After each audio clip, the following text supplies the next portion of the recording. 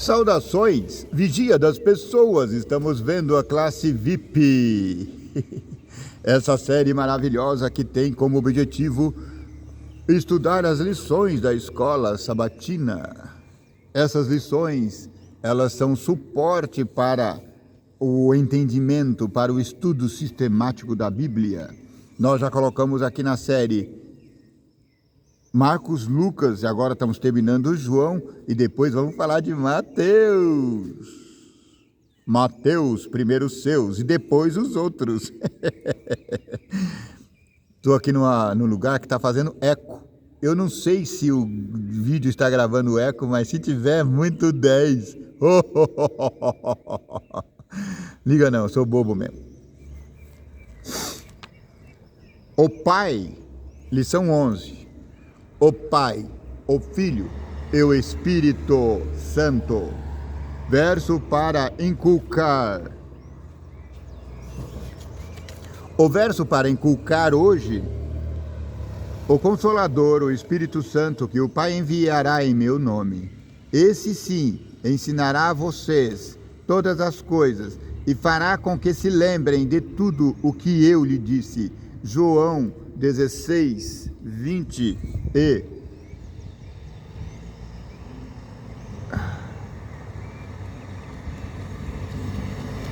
Esquece. João 14, verso 26. Leituras da semana. João 14, 10. João 14, 24. Gênesis 3, 7 ao 9. João 16, 27 e 28. João 16, 7 a 11. João 17, 1 ao 26. O Evangelho de João é um mosaico de temas. João usa sinais, milagres, para mostrar que Jesus é o Messias prometido pelos profetas. João usa uma série de testemunhas para proclamar que Jesus é o Cristo, o Mashiach, o Messias. Ele também apresenta as declarações que começam com as palavras "Eu sou", para apontar a divindade de Jesus Cristo. Todas as três pessoas da divindade, Pai, Filho e Espírito Santo, são mencionadas no primeiro capítulo de João. João 1, 1 a 4, João 1, 14, João 1, 18, João 32 a 34. Durante séculos, os seres humanos buscam compreender plenamente a natureza da Trindade. Mas como não conseguem, muitos acabam rejeitando esse ensino bíblico. Porém, é uma tolice rejeitar alguma coisa só porque não conseguimos compreendê-la completamente, ou porque não se enquadra dentro dos estreitos limites do raciocínio humano. João nos diz que, se quisermos compreender a Deus, devemos olhar para Jesus e para o que foi revelado na palavra. Isso nos leva a uma percepção totalmente nova a respeito dos relacionamentos que existem entre as três pessoas da divindade. Entre as pessoas da divindade e os seres humanos, e entre os próprios seres humanos. A lição nessa semana examina como o Evangelho de João apresenta o Pai, o Filho e o Espírito Santo, mas agora dentro do contexto do discurso de despedida de Jesus, lá em João 13 a 17. O Pai Celestial. O Evangelho de João é escrito do ponto de vista de toda a narrativa bíblica, que começa com as nossas origens. Perdão. No princípio, Deus criou o céu e a terra. Gênesis 1, 1. Em outras palavras, no princípio, o Pai, o Filho e o Espírito Santo criaram os céus e a terra. Eles são a fonte de tudo que existe. Eles criaram o universo, incluindo todos os seres que nele habitam. Em nosso planeta, houve uma criação especial da vida, e o mais especial dessa criação foi a humanidade. O homem é a coroa da criação de Deus. E o propósito de Deus ao criar a humanidade era que vivêssemos em harmonia com Ele e uns com os outros. Infelizmente, Lucifer trouxe o pecado a este mundo, o que, entre outras coisas, é uma ruptura de nosso relacionamento com Deus. Lucifer é Satanás. Satanás fez essa ruptura entre Deus e o homem. Hoje somos só. Estamos separados de Deus. E só há uma ponte que pode nos ligar a Ele. Ele, Satanás, distorce a imagem e o caráter de Deus. Assim, Jesus assumiu sobre si a nossa natureza humana para restaurar o conhecimento de Deus e trazer a salvação à humanidade. Enquanto esteve aqui, Jesus Cristo submeteu a sua vida ao Pai, vivendo de acordo com a sua orientação. Ele disse: eu e o Pai somos um. João 10:30. O Pai está em mim e eu estou no Pai. João 10:38. Se não faço as obras do meu Pai, não acreditem em mim. João 10:37. Quais algumas das obras e funções do Pai, conforme descritas nas passagens a seguir? João 3:16-17, João 6:57, João 5:22, João 5:30, João 6:32, João 14:10 até o 24. João 14:10 e 24. João 6:45, João 15:16, João 16:23.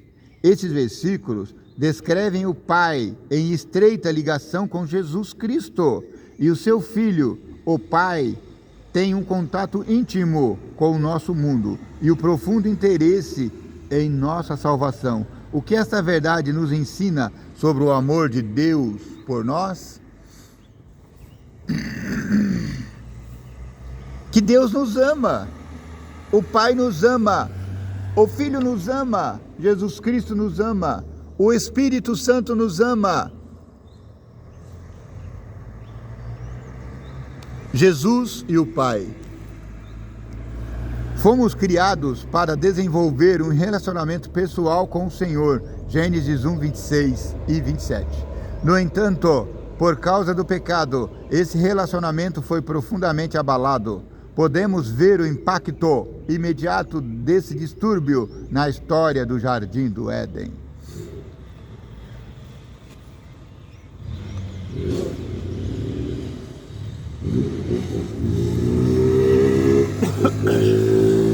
Está ficando frio, a gente acorda às 3 da manhã, tá quentinho, aí o dia vai amanhecendo e vai começando a esfriar. E eu estou gripado já faz um mês. Isso nunca sara, meu Deus!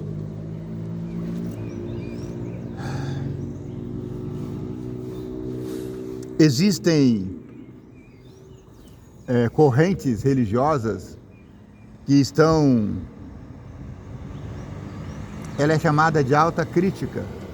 Elas estão dizendo que a Bíblia são mitos. Eles dizem que o livro de Gênesis é um mito que nunca existiu, que nunca aconteceu. Fuja da alta crítica. Qual foi a brecha ocasionada pelo pecado? O que significa que foi Deus quem procurou Eva e não o contrário?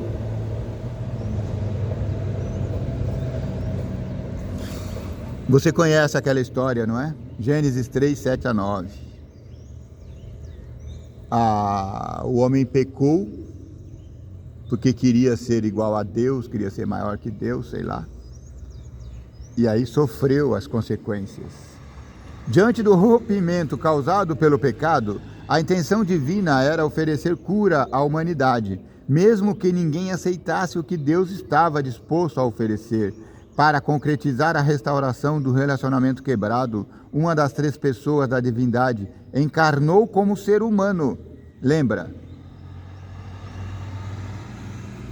O sacrifício de Jesus, feito desde a fundação do mundo.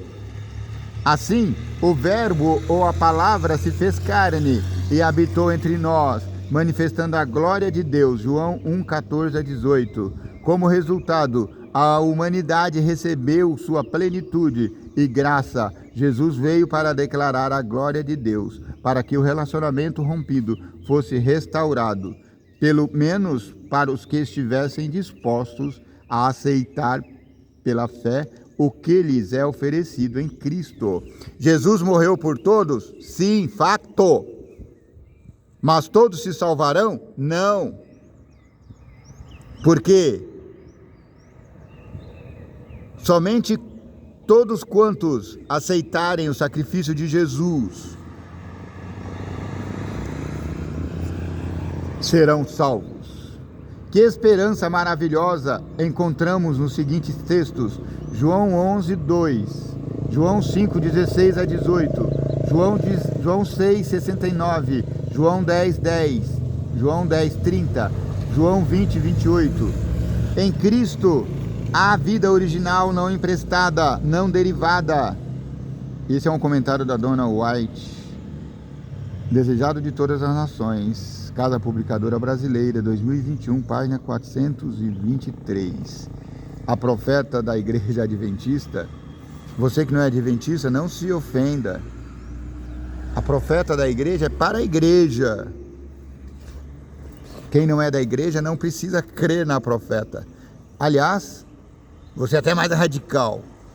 Até alguns da igreja não acreditam. Isso não vai fazer diferença. Porque se você crê ou não crê, não vai mudar o que está estabelecido. Eu, pessoalmente, acredito. Ellen White foi uma pessoa inspirada, porque as falas dela dirigiram a liderança da igreja na época e dirige a igreja até hoje. Não são todos da igreja que apoiam os seus escritos, mas os seus escritos estão aí. E as suas afirmações são fortes. Uma delas é essa: em Cristo a vida original, não emprestada, não derivada. Eu acho que só por essa frase Ellen White já merece a consideração dos cristãos. Como Filho encarnado, Cristo tornou-se plenamente humano, mas continuou sendo Deus. A vida de Cristo como ser humano entre humanos era dom de Deus. A divindade de Cristo é a garantia da vida eterna para o crente. Esse é um mistério, porque Jesus Cristo é eternamente humano. Eternamente não, é 100%. Eternamente também, porque ele tomou para si eternamente a humanidade. Jesus Cristo é 100% humano. Então onde é que fica a divindade? Não sei. Jesus Cristo é 100% divino. Então onde é que fica a humanidade? Não sei. Tem coisas que a gente não consegue explicar. Como é que Jesus pode ser 200%? Não existe 200%, mas Jesus é divino, Jesus é humano. E ele vai carregar sobre si as marcas da cruz. E essas marcas vão segui-lo eternamente. Jesus se tornou presidiário, preso no corpo humano que ele tomou para si. Isso é mistério, eu não sei, só sei que é assim. A humanidade não conheceu nem reconheceu a Deus, João 17:25.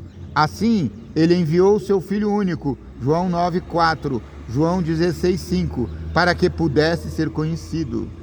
Um autor ateu escreveu: Em nossa obscuridade, em meio a toda essa vastidão do universo, não há indício de que alguma ajuda virá de algum outro lugar para nos salvar de nós mesmos. Qual ensino da Bíblia mostra que ele está errado? O ensino da Bíblia que mostra que Jesus é o Verbo eterno de Deus. Jesus é o poderoso Deus encarnado misteriosamente. Conhecer o Filho é a mesma coisa que conhecer o Pai. João descreve como Jesus realizou atividades que apontavam para o Pai. Cristo explicou quem é o Pai e mostrou qual é o relacionamento dele com o nosso mundo. Tudo isso está de acordo com João 1,18, que diz que ele revela ou dá a conhecer o Pai.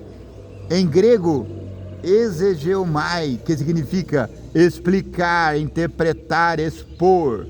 Jesus fez isso inúmeras vezes. A palavra Pai, Pater, ocorre 136 vezes no Evangelho de João e 18 vezes nas cartas de João, totalizando mais de 1/3 dos usos no Novo Testamento. O discurso de despedida de Jesus é um dos textos de João em que ele revelou o Pai mais plenamente. Jesus era representante do Pai na terra e veio para cumprir em carne humana a vontade do Pai. Jesus Cristo, que em todas as coisas ele procurava fazer a vontade do Pai e não a sua própria vontade. João 5,30. Ainda que pareça surpreendente, e parece, essa afirmação mostra que Jesus, como ser humano, estava plenamente rendido ao Pai. Jesus disse também que havia sido enviado pelo Pai para concluir a obra que havia recebido, a salvação da humanidade, e que o próprio Pai dava testemunho dessa obra. João 5:36 a 38. Cristo proclamou que o Pai o tinha enviado para ser o único meio de acesso da humanidade a Deus. O Pai deseja que as pessoas obtenham a vida eterna encontrada em Jesus, que promete ressuscitá-las no dia da ressurreição. O que o Evangelho de João ensina sobre o relacionamento de Jesus com o Pai? Leia lá, João 7,16, João 8,38, João 14,10, João 14,10, 23, João 15,1, João 15,9, João 15,10, João 16,27, João 16,28, João 17,3. As afirmações de Jesus Cristo sobre seu relacionamento com o Pai são surpreendentes. Ele diz que todos os seus ensinos são ensinos do Pai, que tudo que ele diz ouviu pessoalmente do Pai, que crer nele é o mesmo que crer no Pai, que as suas próprias palavras e obras são palavras e obras do Pai, o que ele e o Pai estão unidos em amar a humanidade e trabalhar pela sua salvação. Que testemunho poderoso da proximidade de Jesus com o Pai Celestial. O que mais você quer? Jesus Cristo e o Pai são um. Sua vida mudaria se os seus pensamentos e ações refletissem plenamente a vontade de Deus para você. Como você pode viver o que Jesus mostra que é o desejo do Pai, de Deus? E o Espírito Santo? Como fica o Espírito Santo nessa história? O Espírito Santo não é apresentado no Evangelho de João de modo tão destacado quanto o Pai e o Filho. No entanto, seu papel é crucial para o sucesso da missão de Jesus. Qual é a importância do Espírito Santo na conversão? João 1:10, 10 a 13. Aliás, João 1, 10 a 13. João 1, 10 a 13.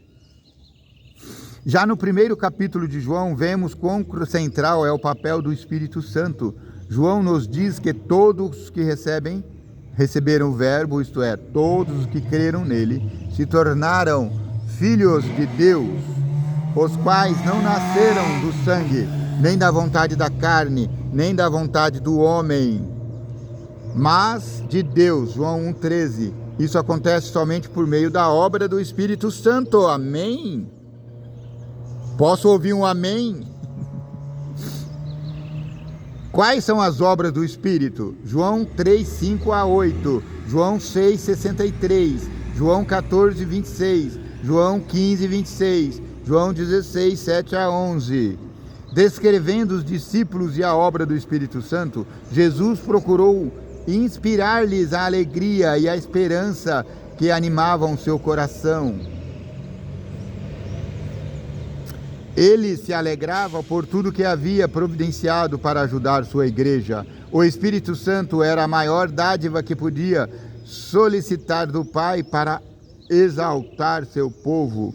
Seria dado como agente de regeneração, sem a qual o sacrifício de Cristo não teria sido qualquer proveito. Não teria sido de qualquer proveito. O poder do mal estivera se fortalecendo por séculos, e a submissão das pessoas a esse cativeiro satânico era alarmante.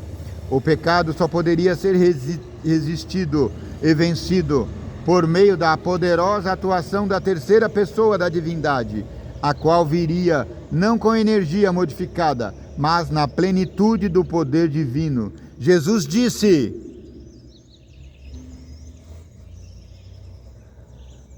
eu vou, mas pedirei a meu Pai, e Ele vai enviar um outro Consolador. O Espírito Santo é esse outro Consolador. Sem esse outro Consolador, que é Cristo vivendo em nós dentro.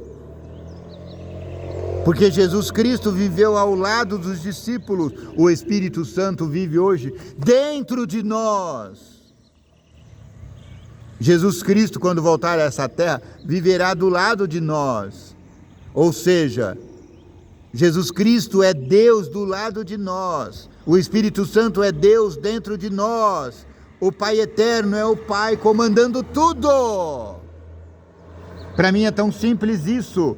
É uma bênção receber o Espírito Santo, que certifica que Deus é verdadeiro. João 3,33.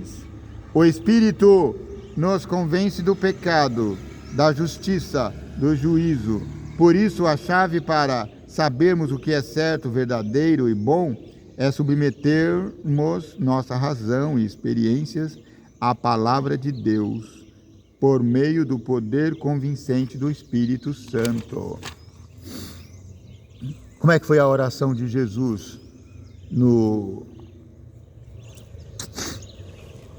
ao se despedir de seus apóstolos? João 17 costuma ser chamado de oração sacerdotal de Jesus. Ela conclui o discurso de despedida. Cristo veio ao mundo para que a humanidade finalmente fosse restaurada ao relacionamento pessoal e original com Deus. Jesus realizou com fidelidade os sinais que o Pai havia lhe dado para fazer em palavras e atos. Ele levou Deus às pessoas. Cristo logo estaria deixando esse mundo. Ele queria compartilhar mais uma vez o amor que tinha pelos discípulos. Desejava que compreendessem a íntima relação que existe entre ele, o Pai, e o Espírito Santo. E além disso, queria que os discípulos desenvolvessem o mesmo relacionamento pessoal que ele mesmo tinha com Deus, o Pai, e com o Espírito Santo. Que palavras e frases em João 17 mostram o desejo de Jesus de que existisse um relacionamento de amor entre ele, o Pai e os discípulos? Ao lerem João 17, alguns concluem que a única coisa que importa é a unidade e o amor. Sem dúvida, o propósito de Deus é nos restaurar a um relacionamento pessoal consigo mesmo e com todas as pessoas. No entanto, uma leitura mais atenta mostra criar uma ligação muito mais profunda entre o amor e a verdade. E a vida eterna é esta, que conheçam a Ti, o único Deus verdadeiro. João 17,3. Se Jesus se refere ao único Deus verdadeiro, não ao que supomos a respeito dele, manifestei o Teu nome àquele que me deste do mundo. E eles têm guardado a Tua palavra. Verdadeiramente reconheceram que saí de Ti. João 17, 6-8. Santifica-os na verdade, a Tua palavra é a verdade. Cristo revelou o Pai o que era essencial por causa dos conceitos errados sobre Deus. João mostra que Jesus levou essa missão a sério. Ele representou corretamente a palavra e as ações de Deus. E se a verdade não fosse importante, por que João iria tão longe? Jesus enfrentou dificuldade e foi rejeitado pela autoridade religiosa. Ele sofreu a indiferença do povo, até dos seus discípulos. Um deles o traiu, o outro o negou, o outro só conhecia ele se tocasse nas chagas dele. Jesus sofreu provações e morreu na cruz pelas mãos daqueles a quem tinha vindo salvar. Como você pode refletir o amor de Deus visto na relação entre Jesus e o Pai? Amando o seu semelhante. Para concluir, vamos ler aqui um trecho do Desejado de Todas as Nações. Ao avaliar quem era Jesus, seus oponentes o julgaram segundo a carne, de acordo com os padrões humanos. João 8,15. Isso talvez fosse pior do que julgar segundo a aparência. João 7,24. Em João 8, eles recorreram ao critério da carne, isto é, da humanidade decaída, que vive no mundo caído e não se importa com a orientação do Espírito Santo. Eles viram a carne de Jesus, por assim dizer, mas nunca refletiram sobre a possibilidade de que ele fosse o Verbo feito carne. Julgar Cristo por esses critérios limitados é avaliá-lo do ponto de vista mundano, segundo Coríntios 5,16. O Consolador é chamado o Espírito da Verdade. Sua obra é definir e manter a verdade. Ele primeiro habita no coração como o Espírito da Verdade e torna-se o Consolador. Olha que gostoso. Ele se instala em nossa vida como o Espírito da Verdade e se torna o Consolador, o outro Consolador, aquele que deveria vir depois que Cristo subiu ao céu, aquele que veio em Atos 2. Há conforto e paz na verdade, mas nenhuma paz ou conforto real pode ser achado na falsidade. É por meio das falsas teorias e tradições que Satanás controla a mente humana. Encaminhando as pessoas a falsas normas, ele deforma o caráter. Por meio das Escrituras, o Espírito Santo fala a mente e grava a verdade no coração. Assim expõe o erro, expulsando-o do ser. É pelo Espírito Santo da verdade, agindo por meio da palavra de Deus, que Cristo conduz a si mesmo o seu povo escolhido. Deus é o nosso único Deus e Pai superior.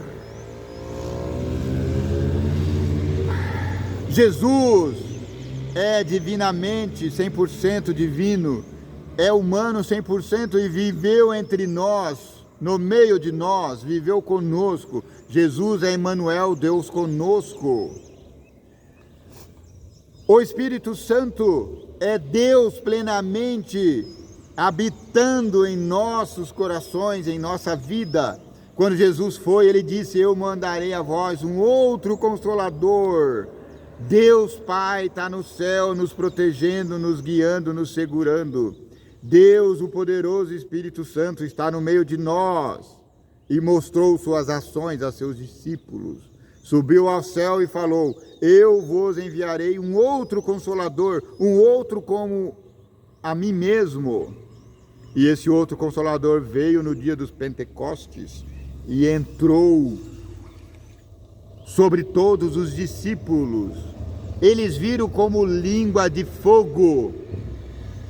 É esse Espírito Santo que quer habitar continuamente conosco. Esse Deus triuno, esse Deus único que nos salva e nos regenera. Que o vigia das pessoas te abençoe e te guarde. Que o vigia das pessoas tenha misericórdia de ti. Que o vigia das pessoas faça resplandecer o teu rosto sobre ti. Que o vigia das pessoas te dê paz. Muita paz.